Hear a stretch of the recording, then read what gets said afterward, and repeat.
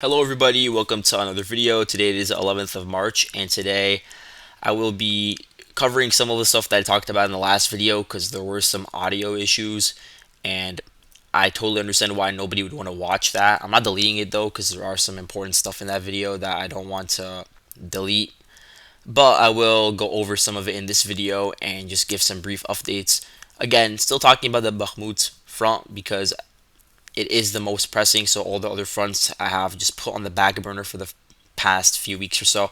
I do feel bad about it because obviously Bakhmut is not the end game of the war, and there will be many more battles that come after Bakhmut. But given the fact that this is really the area where the battles are raging and it's the most fierce part of the front line at the moment, I do have to talk about it more in proportion to other fronts. But let's just get into this. When we look at the southern flank, Ukraine is still holding over here. They've sent in a lot of reinforcements to hold the line around Ivanivske and the road that links it up with the city of Bakhmut. And they get connected over the T-0504 highway. I've talked about this before. Although I don't think that the Ukrainians are actually using this road that much anymore. We talked about in the last video how the MiG-17 monument that is just in this roundabout on the crossroads of the city, it was destroyed by either some Russian artillery or Ukrainians that just blew it up so it couldn't be used by the Russians as a propaganda video or something. So both of them were just trading accusations. Honestly, that doesn't matter at all. But the point is that the front line has reached this area.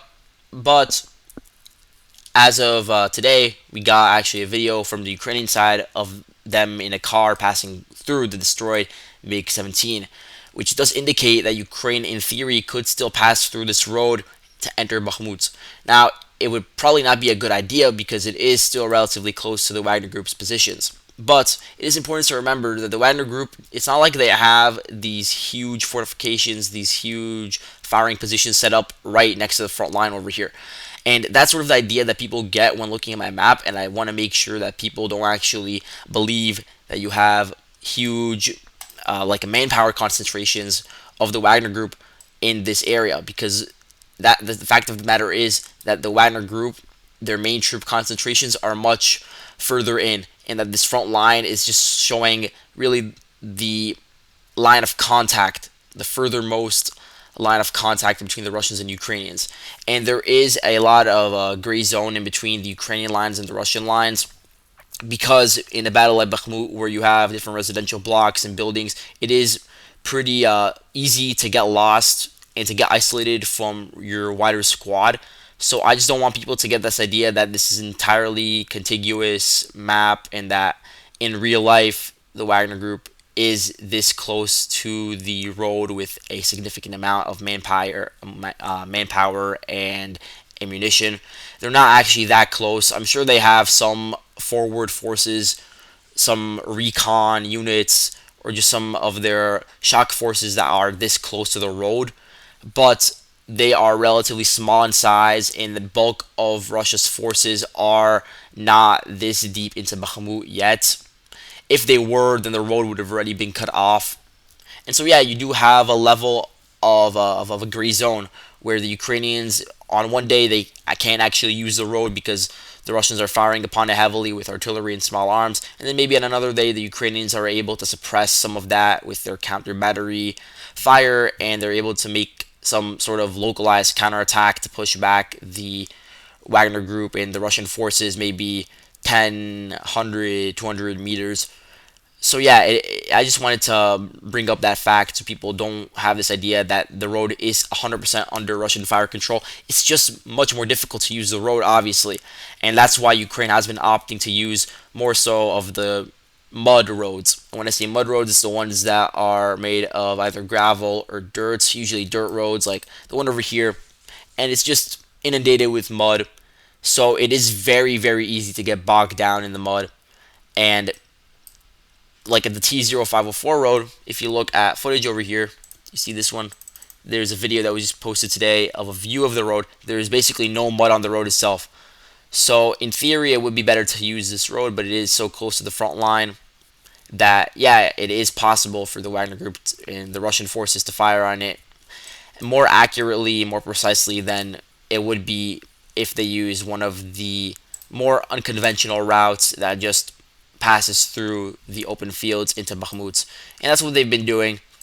And that comes with its own issues, as I said before, getting bogged down, especially in an area like this where the fighting is so high intensity and the Russians have such a superiority in terms of their artillery. They can fire Smerches and they can fire BM-21s onto the Ukrainian convoys as they pass through, and if they get stuck in a certain area due to the mud, then it is basically like being a sitting duck. So that is part of Ukraine's issue at the moment with supply lines, but it's not to the point where they are being completely encircled or being forced to completely withdraw because they have so much support on the flanks, because so many reinforcements were sent into the northern and southern flanks, or they were moved from Bakhmut, from the city center itself, to the flanks, which could actually be more deadly in some cases because of how difficult it is to hold back the Wagner Group's pressure in this area. But given the fact that it was successful, it does show that there was a lot of fierce resistance put up in the battles over here. But now let's go on to the situation within the city itself. The Russians, they've continued to apply pressure in southern Bakhmut, but there hasn't been any frontline changes.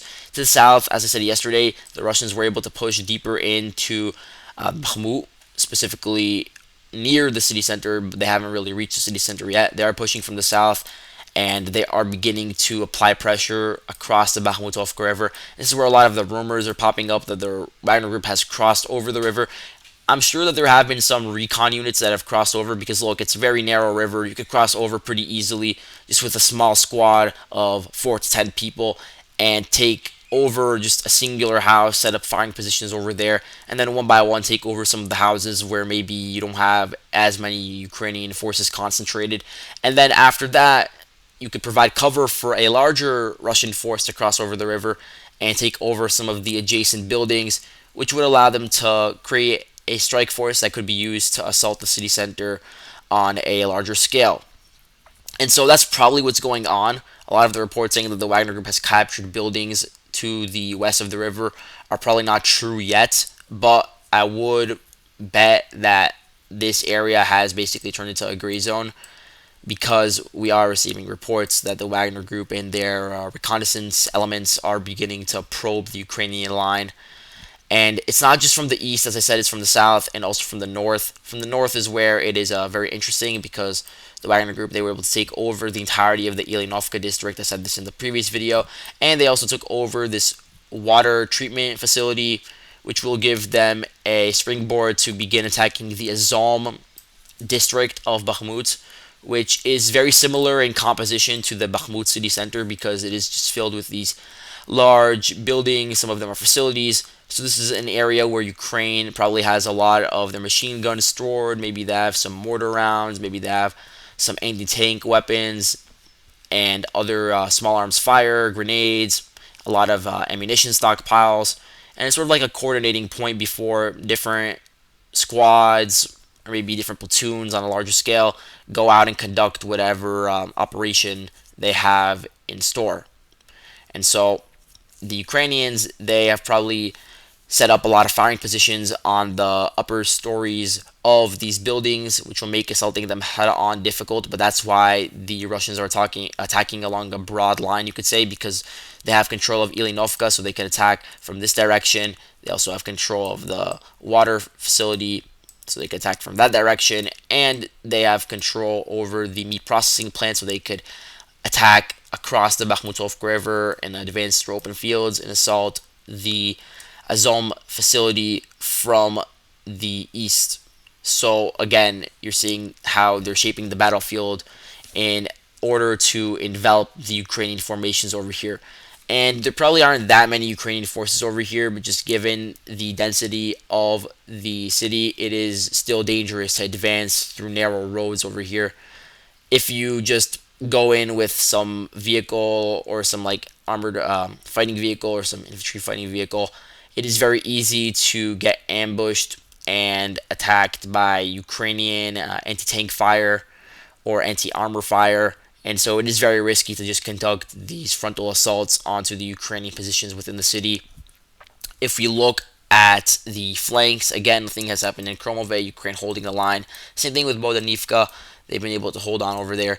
It's not confirmed basically that the Wagner Group took over Dubovo Vasilivka. The Wagner Group claimed they took it a few days ago. And usually what happens is that the Wagner Group achieves some success and then they only announce it a few days later. And so it is possible that in that time the Wagner Group was able to advance along this valley. You see this road that is just right along the valley too. That's like green area over here that I'm going over in red.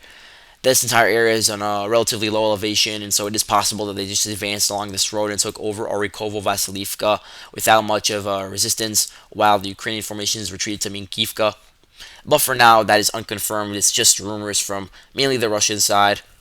And at the same time, there's also talks that they have been able to take the town of Zaliznianske. There's no proof of this, but we do know that the Wagner Group was able to apply pressure along the E-40 highway that took over this road junction. And you see this minor road over here. It leads into the town of Zhelyznyanske. And so that gives the Russians a new vector of assault to envelop the town. And it also gives them a bit of a spearhead to advance towards the towns of Minkivka, Privilia, and further just across the E-40 highway towards the significant city Slovyansk. And really, in between the current line of contact in the town of or city of Slovyansk, there really aren't that many obstacles for the Russians. The main one that I've been talking about ad nauseum by now is the Donbass water canal, and that seems like it seems like the Ukrainians are really building up this line right now in anticipation for Russia's advances in the coming days. So this might be a means by which to slow it down for a pretty extended time, because obviously the Russian formations that were responsible for these attacks are going to have to take some time to recuperate. There might have to be some troop rotations.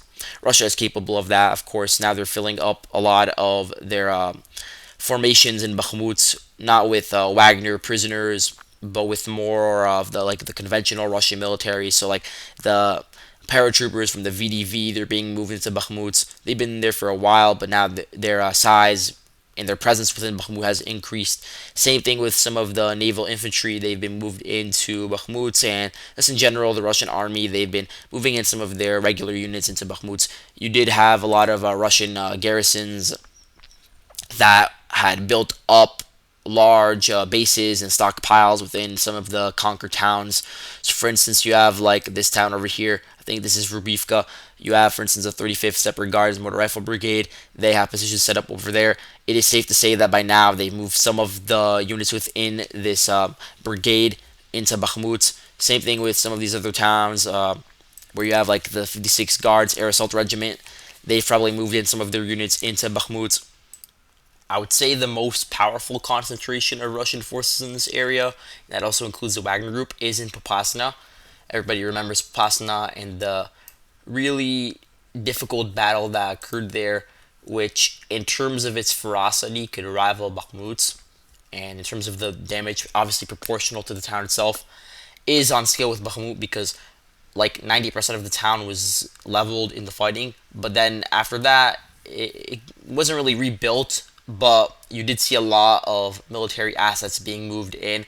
So it could be a bit closer to the front line. I'm sure there are some bases for some of the higher ups in the Russian military, or at least within this operational command center. And maybe you have some officers that are stationed over here. And that's part of why there are so many officers that are dying in the Russian side. So many of them are fighting so close to the front line, or they're stationed so close to the front line. So many of the higher ups are. And one example of that is in Popasna, where they are stationed pretty close to the front line, so they could be closer to their units. And then, the Ukrainians find out about their coordinates, and they use HIMARS or some other more accurate artillery system to destroy that target. And a lot of the time it works, and that has been part of the reason why we've seen so many significant casualties, and this is backed up by open source information about deaths of officers and other higher ups within the Russian command. But what I was getting at before is that now you're seeing a lot of influx of the conventional Russian army into Bakhmut and this general sector, and they're moving in. They are sort of replenishing the Wagner group because they have suffered a lot of losses in this battle. Most of those losses, though, have been prisoners. If I'm being honest, they have been really expendable, especially in like a lot of these meat grinders trying to just cross over open fields. Usually, the first echelon, aka the prisoners, are the ones doing that dirty work, and yeah, they're the ones dying at a much higher rate, and everyone has a mutual understanding that they are more expendable. And so I am sure that some of Wagner's like core, more elite units, those ones are still pretty much in operation. So those ones could still be used for whatever assaults they are planning in the future. But they will be doing that in tandem with the Russian army. And you do see the opportunity that's being formed now, especially with now attacks occurring around this town of Vasyukivka. This entire area, this general valley, which spans around Vasyukivka and the road linking it up with the E-40 highway.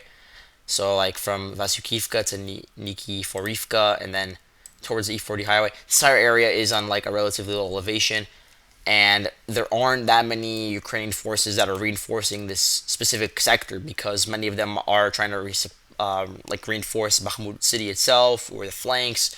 And so there's not a lot of an emphasis over here, but this is one of the areas where there has to be the most focus because if the Russians press over here, then they could advance pretty rapidly and just go town hopping, taking over town after town without that much resistance before they reach the next significant obstacle, which, in my opinion, would be the Donbass water canal, and then some of the towns adjacent to it, like Raya Alexandrivka, which, as I've said before, is a local supply hub which reaches some important frontline towns like Seversk and Zvanivka, which is Zvanivka is over here.